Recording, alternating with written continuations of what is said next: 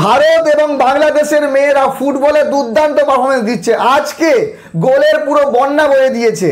বিষয় হলো যে আগেই ভারতীয় এবং ফুটবলের মহিলা জাতীয় দল তারা এশিয়ান কাপের জন্য কোয়ালিফাই করে গেছে। অস্ট্রেলিয়ায় হবে টুর্নামেন্ট, কিন্তু এবার কোয়ালিফিকেশনের জন্য খেলছে আন্ডার-20 দল।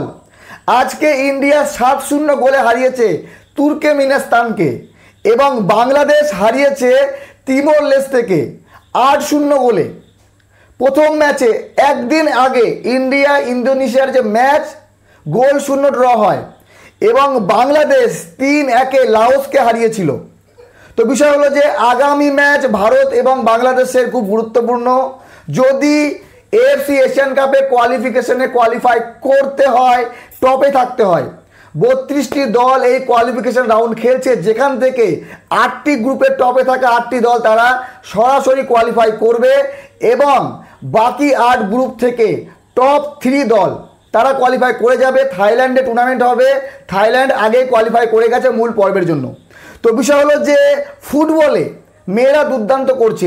একদিন আগে ফুটবলে মহিলাদের র্যাঙ্কিং এসছে, সেখানে ভারত, বাংলাদেশ, নেপাল তারা অনেক উন্নতি করেছে। ভারত 70 থেকে 63 র্যাঙ্কিংয়ে চলে গেছে, বাংলাদেশ 128 থেকে 104-এ চলে গেছে, নেপাল 100 থেকে 87 র্যাঙ্কিংয়ে গেছে। তো নেপালের মহিলারা কোয়ালিফাই করতে পারেনি এএফসি এশিয়ান কাপে, ভারত এবং বাংলাদেশ করেছে। আর এএফসি এশিয়ান কাপে যদি ভালো কিছু করতে পারে, সেমিফাইনালে পৌঁছাতে পারে, তাহলে আমরা কিন্তু ফিফা বিশ্বকাপ খেলতে পারবো। এটা স্বপ্ন। ফুটবল ফ্যান হিসেবে আমরা খুবই দুঃখী, কারণ আমাদের পুরুষ ফুটবল দলের আহামরি কোনো উন্নতি নেই। সেই ব্রিটিশ আমল থেকে ফুটবল খেলছে আমাদের দল, কিন্তু বিশ্বকাপ আমরা খেলতে পারিনি একবারের জন্য। অথচ ক্রিকেটে আমরা লাফালাফি করি, আনন্দ করি, সাপোর্ট করি। তার একমাত্র কারণ আমরা ক্রিকেটে ভালো। তো ফুটবলে পুরুষরা না পারলেও মহিলারা করে দেখাচ্ছে। তো এএফসি এশিয়ান কাপের কোয়ালিফিকেশনে ভারতের পুরুষ দল খুবই বাজে পরিস্থিতিতে আছে, পয়েন্ট টেবিলে সবার নিচে আছে, কিন্তু মহিলারা ভালো করছে। আশা করি আগামী ম্যাচে ভারত মিয়ানমারকে হারাবে এবং বাংলাদেশের মহিলাদের জন্য একটু টাফ হতে পারে সাউথ কোরিয়াকে হারানো। তবে যদি হারাতে পারে তাহলে পয়েন্ট টেবিলের টপে বাংলাদেশ চলে যাবে। অলরেডি 2টি ম্যাচ বাংলাদেশ জিতে গেছে। ভারতের আন্ডার-20 মহিলারা একটি ম্যাচ ড্র করেছে এবং একটি জিতলো। পরশুদিন ম্যাচ আছে, আশায় থাকলাম ভালো কিছু হবে। ভারত এবং বাংলাদেশ একসাথে ম্যাচ জিতে এএফসি এশিয়ান কাপে কোয়ালিফাই করবে। এর থেকে ভালো কিছু কি হতে পারে?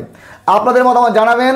ফুটবলে যখন আমাদের দেশে কোনো বয়স ভিত্তিক হোক, মেন দল হোক, যখন ভালো করে না, ভালো লাগে। কারণ ফুটবলে হার দেখতে দেখতে আমাদের একটা হয়ে গেছে, ফুটবলের প্রতি আমাদের ইন্টারেস্টই নেই। তো ইন্টারেস্ট তখনই আসবে, আমরা মনোযোগ সহ দেখব যখন আমাদের দলগুলো ভালো করবে। তো মহিলারা এই মুহূর্তে ভালো করছে, এর জন্য জোরে একটা হাততালি। শুভকামনা রইল ভারত এবং বাংলাদেশের আন্ডার-20 মহিলা দলের জন্য। পরশুদিন অবশ্যই মায়ানমারকে ভারত হারাবে এবং সাউথ কোরিয়াকে যদি বাংলাদেশ হারিয়ে দেয় তাহলে কোয়ালিফাই করে যাবে। আর দক্ষিণ এশিয়ার ফুটবলে আমাদের ভারত বাংলাদেশের এই যে নেপালের মহিলা ফুটবল দল, তারা কিন্তু উন্নতি করছে চোখে পড়ার মতো। আর এই উন্নতি আরও উপরে যাক, আমাদের দেশের নাম উজ্জ্বল করুক আমাদের দেশের মহিলারা। ভালো থাকবেন সবাই।